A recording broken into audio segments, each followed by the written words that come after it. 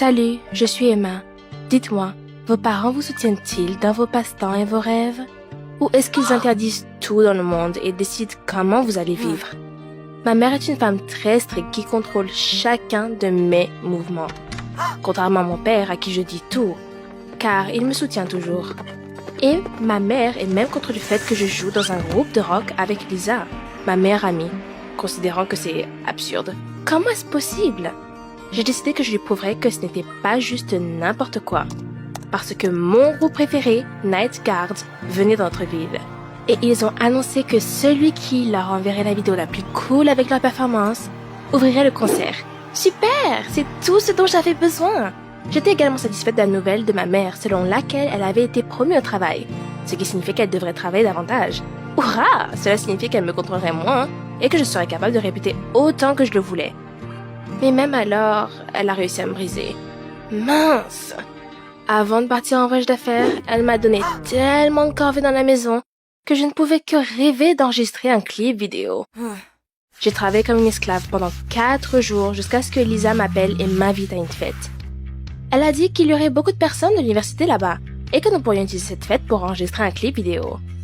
Bien sûr, j'ai accepté et j'ai couru vers mon père pour lui demander la permission, lui racontant mes rêves et la compétition. Mon père m'a soutenu, comme toujours. Il m'a laissé partir, mais à une condition. J'ai dû appeler et demander la permission à ma mère. Comme si je pouvais faire ça. Ce fut un échec complet. Alors, j'ai menti en disant que j'appellerais certainement et je suis partie, n'ayant pas tenu ma promesse. Vos parents vous laissent-ils aller à des soirées entre amis? La fête était amusante. Nous avons fait une excellente performance et nos amis en ont fait une vidéo. Après cela, un gars de l'université, Jackson, est venu me voir et m'a dit que j'étais une chanteuse très cool. Je l'ai aimé immédiatement. Nous avons bavardé pendant 2 heures et Jackson a pris mon numéro et m'a ensuite demandé de danser lentement. Quelque chose avait manifestement éclaté entre nous. Et là, en m'amusant avec Jackson, j'ai remarqué la formidable silhouette de ma mère. Il s'est avéré qu'elle était arrivée plus tôt et avait découvert la fête. Ma mère a commencé à me crier dessus devant tout le monde. J'avais trop honte pour dire quoi que ce soit. Attrapant mon bras, elle m'entraîna dans la voiture. Tout le long, elle m'a grondé pour avoir perdu mon temps dans des soirées absurdes et rock. J'ai essayé de lui expliquer qu'en jouant, j'ai perfectionné mes compétences en guitare pour ne pas me tromper sur scène. Mais ma mère a dit que ce serait mieux si je continuais à étudier le piano. J'ai étudié, sauf que le piano n'était pas pour moi, et la musique rock m'inspirait vraiment. Mais elle ne voulait même pas m'écouter. Par conséquent, de peur d'être punie, je n'ai pas osé lui parler du concours et du clip. À la maison, le scandale a continué. Mon père s'est rendu compte que je n'avais pas tenu ma promesse et que je n'ai pas appelé ma mère. Mais il a décidé de me défendre et a dit que c'était sa faute et qu'il aurait dû appeler. Il voulait lui parler du concours, mais je lui ai fait comprendre avec mes gestes que non, pas maintenant. Après quelques heures, ma mère s'est calmée, mais m'a punie pour désobéissance en me forçant à nettoyer le garage. Et c'était tellement sale que j'aurais pu passer toute ma vie à le nettoyer. Je suis allée dans ma chambre en silence, ne comprenant pas pourquoi j'étais punie. En essayant de me calmer, j'ai demandé à mes amis de m'envoyer une vidéo de la fête et j'ai fait un montage de notre performance toute la nuit. Le lendemain, Lisa et moi avons envoyé notre vidéo au Night Guard. Ils ont presque immédiatement écrit que c'était la meilleure performance de tout ce qu'ils avaient obtenu et nous ont invités à ouvrir pour eux. Heureuse, j'ai couru pour en parler à mes parents. Après tout, voyant mes réalisations, ma mère ne me jugerait pas et me soutiendrait. Après avoir regardé le clip et après la victoire de la compétition, mon père m'a serré dans ses bras et m'a félicité, disant qu'il avait toujours cru en moi. Ma mère, bien que retenue, m'a également félicité. J'ai donc demandé en toute sécurité à mes parents de me laisser faire l'ouverture pour le groupe.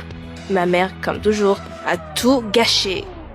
Elle a dit qu'elle avait beaucoup de travail à faire et que mon père avait déjà appelé un réparateur pour faire le toit ce jour-là. Ils étaient donc occupés et ne pouvaient pas venir avec moi. Et s'ils ne pouvaient pas y aller, je n'irais pas seule dans un endroit comme ça, car je n'avais que 16 ans. Mon père a essayé de m'aider, a dit qu'il pouvait reporter la réparation, mais elle a tenu bon. À ce stade, ma patience est épuisée et j'ai crié après ma mère pour la première fois, l'accusant de me haïr et ma passion pour le rock. J'ai couru dans la pièce sans prêter attention aux paroles de mes parents. Dans la matinée, j'ai reçu un appel de Jackson, me demandant d'aller voir un film. J'ai accepté, mais j'ai regardé en arrière et j'ai réalisé qu'il y avait encore beaucoup de travail à faire dans le garage. J'étais tellement en colère contre ma mère et ses inhibitions que j'ai abandonné et je suis allée à un rendez-vous. Nous avons regardé des films, marché, nous nous sommes amusés, nous nous sommes même embrassés. Oh mon Dieu! À la fin de la journée, Jackson a suggéré que je commence à sortir avec lui. C'était si rapide et inattendu. Nous nous connaissions à peine. Mais ensuite, je me suis souvenue de ma mère, de ses reproches et de sa haine pour tout ce que je faisais. Et j'ai accepté d'être la petite amie de Jackson. Je me sentais en sécurité avec lui. Chez moi, j'ai tout de suite remarqué que quelqu'un ouvrait mes messages sur l'ordinateur. Qui d'autre pourrait-il être à part maman? J'étais furieuse. Je voulais tout lui dire, mais elle m'a dit, comme d'habitude, que je sortais avec un homme plus âgé et que je n'avais pas nettoyé le garage. Alors maintenant, j'étais grondée pendant 1 semaine. Mon père a essayé de me protéger et a dit que lire les messages des autres était mauvais. Il était toujours de mon côté. Mais ma mère l'a également agressé en disant qu'il était responsable de mon style de vie désordonné. J'allais bien, mais elle n'a pas osé toucher à mon père. Alors je ne pouvais pas le supporter. J'ai traité de tyran qui ruinait nos 2 vies. J'ai pris ma guitare, mon sac à dos et j'ai quitté la maison. Mon père a essayé de me rattraper, mais en vain. J'ai appelé Lisa et lui ai dit ce qui s'était passé. Mon amie a proposé de me laisser rester avec elle, d'autant plus que ses parents étaient en vacances. Peut-être que ma mère aurait peur et se calmerait. J'ai dit à mon père que j'étais en sécurité, mais je ne rentrais pas encore à la maison. Le lendemain, je suis allée me promener avec Jackson. Nous avons conduit sa voiture jusque tard dans la nuit. Et à la fin de la journée, nous avons regardé le coucher du soleil du haut de la ville. Je ne m'étais jamais sentie aussi bien. Mais apparemment, tous ces mouvements n'étaient pas mon truc. Et quand nous sommes redescendus, j'ai eu la nausée et j'ai vomi dans la voiture de Jackson. Et au lieu de m'aider, il a commencé à jurer. A dit que c'était la voiture de ses parents, donc il ne pouvait pas me ramener à la maison. Mais il allait aller au lave-auto. J'ai dû marcher jusqu'à chez Lisa. Je me sentais si mal et triste que Jackson m'ait fait ça. Peut-être que je ne devrais pas être ainsi avec mes parents. Non, c'était la faute de ma mère. Avec ses interdictions et ses règles stupides, elle m'a conduit dans une impasse. Quand je suis allée voir Lisa, elle a dit que mes parents l'avaient appelée. J'étais bouleversée, mais la nausée n'a pas disparu. Alors j'ai appelé mon père, je lui ai tout raconté et j'ai demandé de l'aide. Il m'a réconfortée et m'a dit qu'il reviendrait bientôt. Cependant, il n'est pas venu seul, mais avec ma mère. Elle était furieuse et quand elle a découvert que Jackson était de cette fête, elle m'a ramenée à la maison. À la maison, j'ai recommencé à me sentir malade. Mon père a commencé à m'aider et ma mère a pris la guitare et l'a enfermée dans le placard, disant que maintenant, je n'étudierais que le piano, pas le rock. Mon père a dit qu'elle allait trop loin avec ses punitions. Ils ont commencé à se disputer et à s'accuser mutuellement de mauvaise parentalité. Bien sûr, je me suis rangée du côté de mon père, car il soutenait mes rêves. Contrairement à ma mère, elle était un vrai tyran. Ma mère a dit que je n'allais rien faire de sérieux dans la musique, et que ces soirées n'étaient qu'une excuse pour ma paresse. Je ne pouvais pas le supporter, et j'ai rappelé à ma mère qu'elle était juste jalouse de moi, parce qu'elle travaillait comme une acharnée sans vie personnelle et sans rêve, contrairement à moi. Si c'était pour ça qu'elle me détestait, alors elle aurait dû me laisser à l'hôpital. Alors pourquoi ruiner nos 2 vies? Ma mère s'est mise à pleurer et s'est enfuie de la pièce. J'étais contente d'avoir gagné. Mais ensuite, j'ai remarqué le regard sévère de mon père. Il m'a dit qu'elle travaillait si dur et avait pris une promotion juste pour économiser pour l'université que je voulais. J'étais choquée. C'était tellement cher et ma mère a dit l'année dernière qu'il ne pouvait pas se permettre des frais de scolarité aussi coûteux. Mon père m'a envoyé dans ma chambre et m'a dit qu'il était déçu de mon comportement. La nuit, Jackson a appelé et a demandé de l'argent pour nettoyer la voiture et Lisa a dit que ma mère était responsable de tout. J'ai commencé à pleurer et j'ai réalisé que j'étais confuse. Je me suis levée tôt, j'ai préparé le petit déjeuner et j'ai nettoyé la maison. J'ai mis Jackson sur la liste noire et j'ai demandé à Lisa de ne pas juger ma mère. Voyant l'état brisé de ma mère, j'ai suggéré à mes parents de prendre des vacances et d'aller se reposer ensemble. Elle m'a serré dans ses bras, s'est excusée d'être trop stricte et a accepté de m'emmener au spectacle. J'ai promis qu'à l'avenir, je serai plus raisonnable et que j'irai à l'université de mes rêves. Abonnez-vous à la chaîne pour ne pas manquer de nouvelles histoires.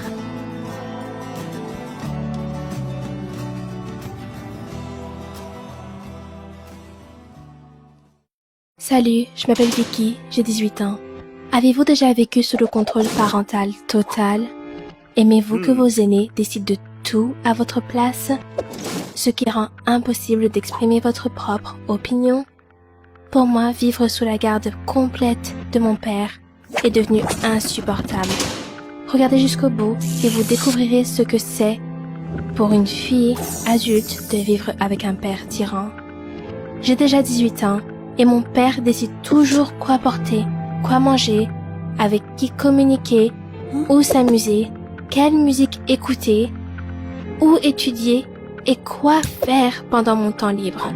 J'avais 10 ans quand ma mère est morte et elle me manque énormément.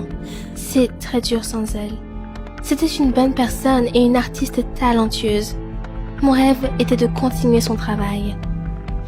Malheureusement, mon père ne partage pas mes souhaits. Il pense que je devrais devenir avocate. À l'insu de mon père, j'ai postulé à une école d'art. S'il le découvre, il sera en colère. Mon amie Julia est la seule à croire en mon talent.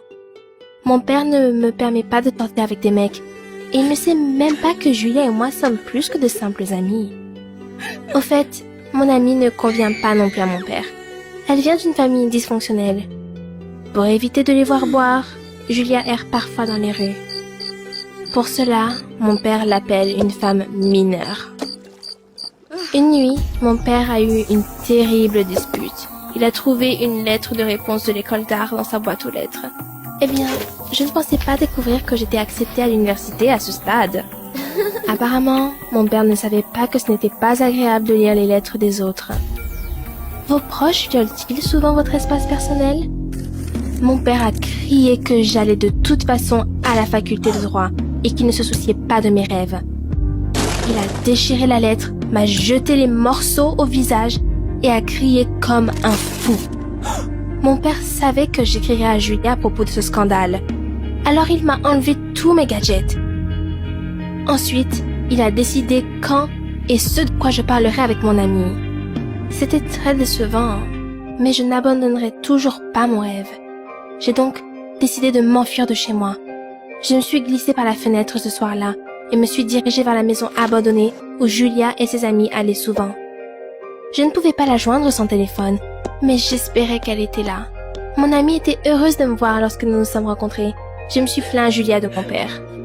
Elle a suggéré que nous passions un bon moment pour ne pas nous attarder sur les problèmes familiaux. Nous étions fatigués de rester assises à la maison et nous sommes allés nous promener dans la ville. Je ne rentrais pas chez moi. Mon père ne savait même pas que je n'étais pas dans ma chambre. Alors je me suis beaucoup amusée avec mon amie. Comme les gars agissaient de manière incontrôlable, notre fête s'est terminée au poste de police. J'étais calme. Je n'avais pas enfreint la loi, donc il n'y avait rien à me reprocher. Les agents ont immédiatement contacté mon père. Papa m'a ramené à la maison et m'a crié dessus tout le long. Il était constamment distrait de la route. J'avais peur que nous ayons un accident. De plus, c'est avéré que mon père est allé sur ma tablette et a vu une photo romantique de Julia et moi. Il était sous le choc et m'a immédiatement dit de ne même pas penser à cette relation. Quand je suis rentrée à la maison, j'essaie de rester dans ma chambre, mais mon père a décidé de continuer le processus éducatif. Il est entré par effraction dans ma chambre et a commencé à me dire à quel point j'étais une fille dégoûtante. Je n'avais jamais entendu de telles insultes de sa part. Mon propre père m'a appelée facile, accessible et désordonnée. Vous voyez, je faisais honte à son nom. En fin de compte, papa était tellement en colère qu'il m'a giflée. J'étais prête à mourir de ressentiment car, malgré toutes les disputes, il n'avait jamais levé la main contre moi auparavant. Pendant que je pleurais, papa a appelé Julia depuis mon téléphone et lui a dit de ne pas s'approcher de moi. Il la traitait de noms tellement dégoûtants que j'avais peur que Julia cesse de me parler après ça. J'essaie de prendre mon téléphone portable, mais papa m'a repoussé. C'était une bonne chose que je sois tombée sur le lit, sinon j'aurais pu me casser la tête. Après avoir terminé la conversation, papa a jeté le téléphone sur le lit et s'est préparé à quitter la pièce. Mes nerfs ne lâchèrent pas et je lui ai crié que ce serait mieux s'il était mort au lieu de ma mère. Alors, j'aurais une vie normale. Je pensais que mon père allait me crier ou me frapper à nouveau. Mais il s'est simplement tourné lentement vers moi, m'a regardé dans les yeux et a dit doucement que je n'étais plus sa fille et que je pouvais sortir d'ici. Alors je n'étais pas sa fille? Génial! Alors je pourrais faire ce que je voulais. Si je n'avais plus à obéir à mon père, je pourrais désormais devenir artiste. Après avoir emballé mes affaires et laissé un mot à mon père lui disant de ne pas me chercher, je suis allée dans une ville voisine, à l'université dont j'avais longtemps rêvé. Maintenant, je vis dans un dortoir avec d'autres filles et j'aime étudier. Mon père ne m'a appelé qu'une seule fois et je lui ai dit que j'allais là où je voulais aller, pas à son école de droit préférée. Et il m'a raccroché au nez. Mais Julia vient souvent me voir. Grâce à elle, je découvre toute l'actualité de ma ville natale. En fait, la maison me manque beaucoup parfois. Lors de sa visite suivante, Julia avait l'air troublée. Elle m'a dit que mon père avait eu un accident hier. Il allait bien, mais il avait eu quelques fractures. Après avoir vu mon ami partir, j'essaie de vaquer à mes occupations habituelles, mais je ne pouvais penser qu'à mon père. Avez-vous réalisé qu'un être cher peut quitter votre vie à tout moment? Je n'ai jamais pensé que je pourrais perdre mon père aussi rapidement. Il aurait pu être tué, et les insultes et reproches auraient été les derniers mots que nous nous sommes dit. Je savais que je devais le contacter et le soutenir, mais le ressentiment m'a empêché d'appeler mon père. J'étais agitée toute la nuit, pensant qu'il était tout seul à l'hôpital. Peut-être qu'il souffrait et qu'il avait besoin de l'aide de sa fille unique. Comme j'étais égoïste! J'ai décidé que le matin, je devais juste mettre toutes mes rancœurs de côté et aller voir mon père. Avec cette pensée à l'esprit, j'ai finalement pu dormir en paix. Je pense que je rêvais de mon enfance et de ma mère souriante. Quand je me suis réveillée, j'ai réalisé à quel point mon père me manquait et je suis immédiatement allée à l'hôpital. Avant d'aller dans la chambre de mon père, j'étais plus inquiète que lors de tous les examens combinés. Peut-être que dans toute autre situation, je ne serais pas venue. Mais après tout, mon père était au fond du trou et il avait besoin de soutien. Papa avait l'air mal en point, pâle et avec un plâtre. Je pensais qu'il dormait et j'étais sur le point de partir quand il m'a appelée. Je suis allée vers lui et il m'a souri. C'était difficile pour mon père de parler, mais il s'est efforcé de s'excuser auprès de moi pour tout, ajoutant qu'il avait honte des insultes et de la gifle. Mon père a dit qu'il me contrôlait excessivement, mais il ne savait tout simplement pas comment exprimer son inquiétude pour moi d'une autre manière.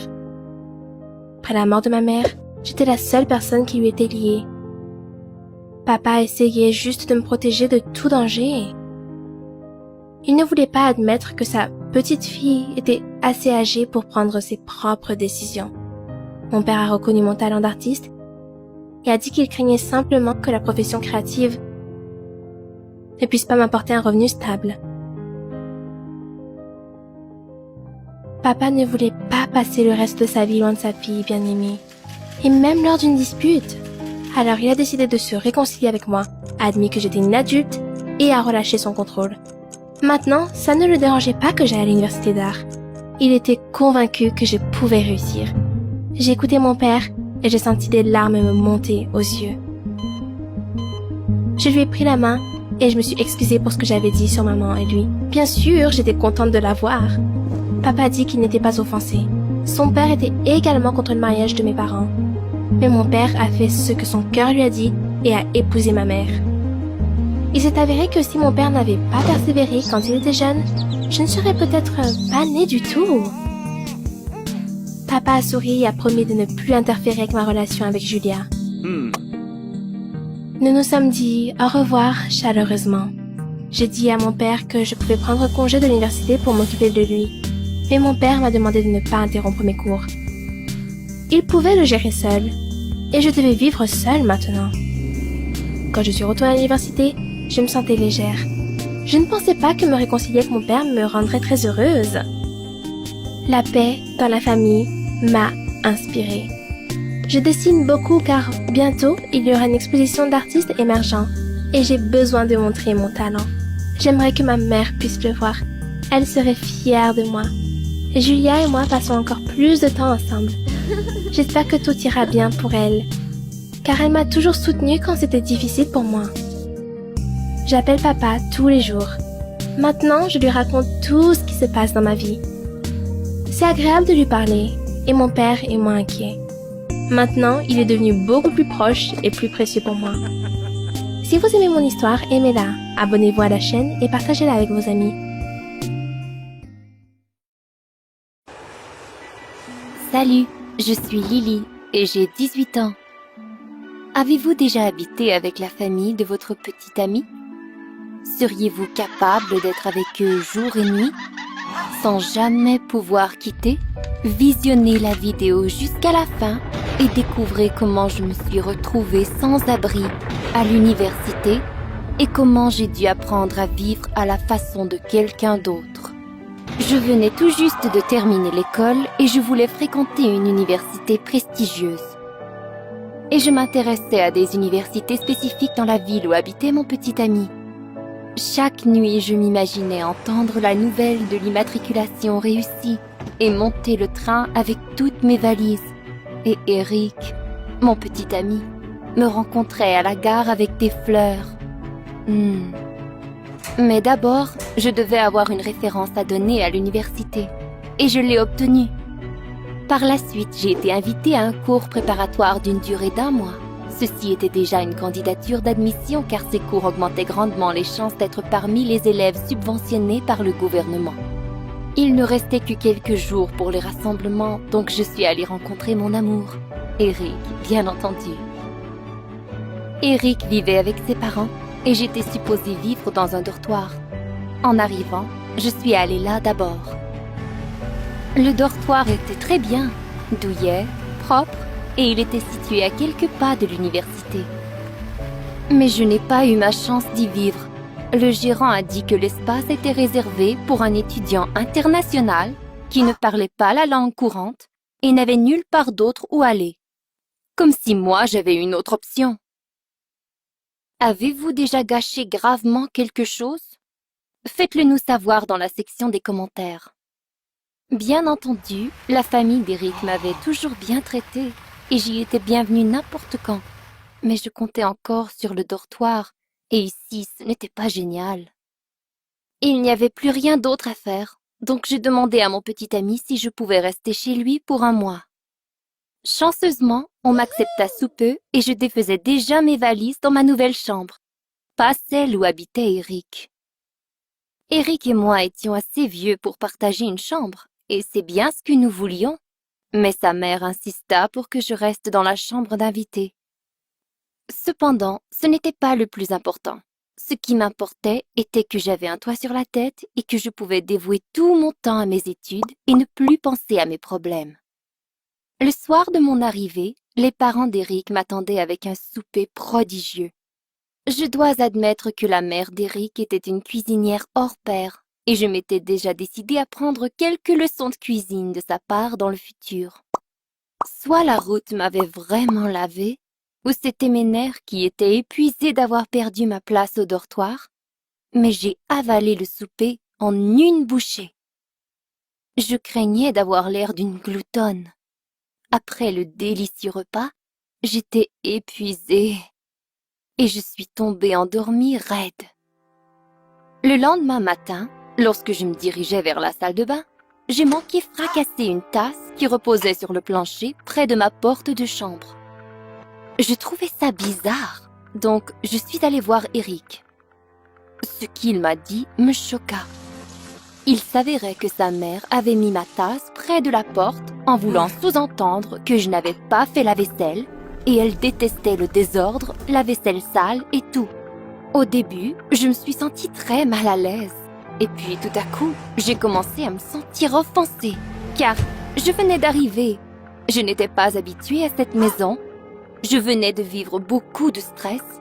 Je venais de déménager dans la maison des parents de mon copain, et c'était très clair que j'étais abattue par tout cela, et que la dernière chose que j'avais en tête était de faire la vaisselle. Mais la rancœur disparut et j'étais honteuse de faire du désordre dans le logement de quelqu'un d'autre et de causer un malaise aux gens qui m'avaient rendu un si grand service. J'ai donc décidé de me corriger immédiatement et nettoyer la cuisine pour faire un ménage de printemps et réparer la situation. C'était le moment idéal. Eric et ses parents étaient sortis faire des courses et j'avais quelques heures à écouler. Dieu merci, j'ai réussi à tout faire et me suis assise en les attendant avec impatience.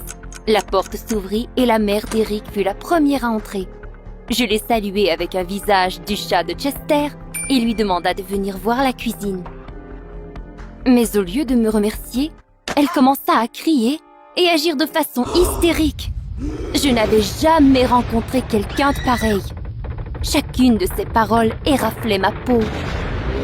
Il s'avérait que cela n'avait rien à voir avec le ménage, mais qu'aucun des items n'était plus à sa place. Eric se précipita dans la pièce au son des cris et tenta de calmer sa mère, mais elle était encore plus névrosée que jamais. J'étais totalement sous le choc. C'était la première fois que je la voyais dans cet état et j'en étais terrifiée. Je ne savais pas comment gérer la honte, la gêne et la culpabilité. Heureusement, j'ai dû étudier tard ce soir-là. Et quand je suis rentrée, j'espérais qu'ils auraient déjà mangé et qu'ils seraient tous dans leur chambre. La mère d'Eric avait fait du poulet et m'attendait. À la table, elle agissait comme si de rien n'était, mais on pouvait sentir la tension dans l'air. Eric essaya d'apaiser l'ambiance avec des blagues stupides, mais il n'a fait que empirer la situation.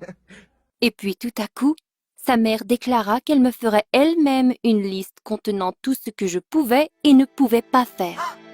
Tout ce temps, les frères cadets d'Eric rigolaient.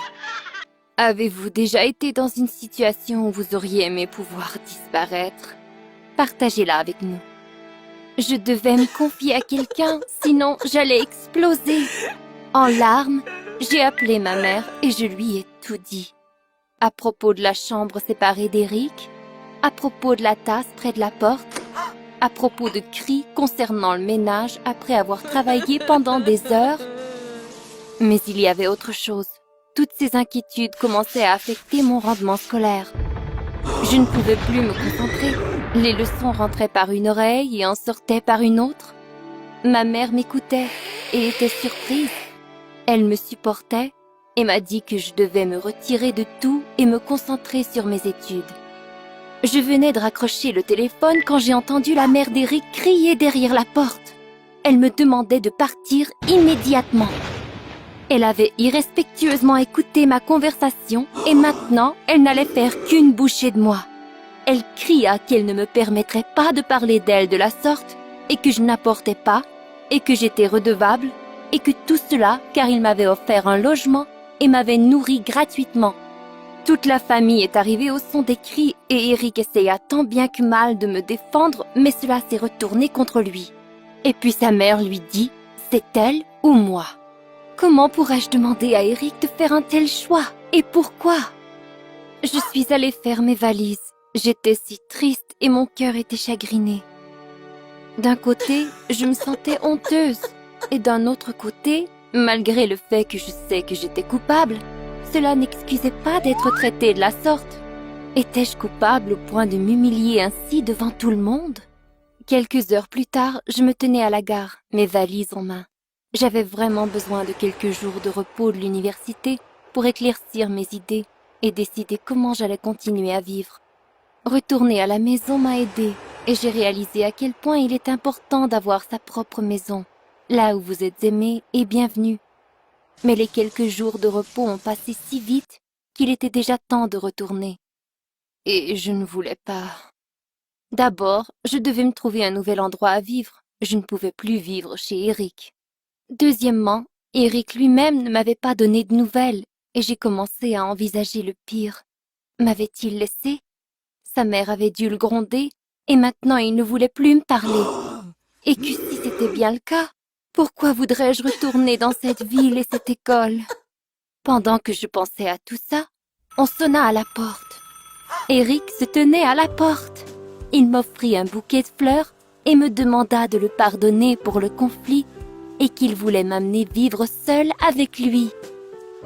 Mes parents ont supporté ses intentions et ont promis de nous aider financièrement. Et, en fin de compte, les parents d'Eric aussi supportaient l'idée que nous vivions ensemble et ils ont aussi promis d'aider financièrement. Nous avons trouvé un appartement rapidement et c'était absolument génial. J'étudiais Je rentrais à la maison, nous faisions la cuisine ensemble, parlions toute la soirée, chaque jour. Et puis un jour, la mère d'Eric est arrivée à notre porte. Elle me demandait de la pardonner pour ce qui s'était passé et elle a promis de venir visiter. J'étais si soulagée, vous savez. J'ai encore besoin d'apprendre à lui parler, au cas où elle deviendrait ma belle-mère un jour. Avez-vous aimé cette histoire? Aimez la vidéo et abonnez-vous à notre chaîne. Et si vous cliquez la petite cloche, vous ne manquerez aucun de nos nouveaux épisodes. Je vous souhaite d'accomplir vos rêves et de trouver la meilleure façon d'approcher les gens qui vous entourent.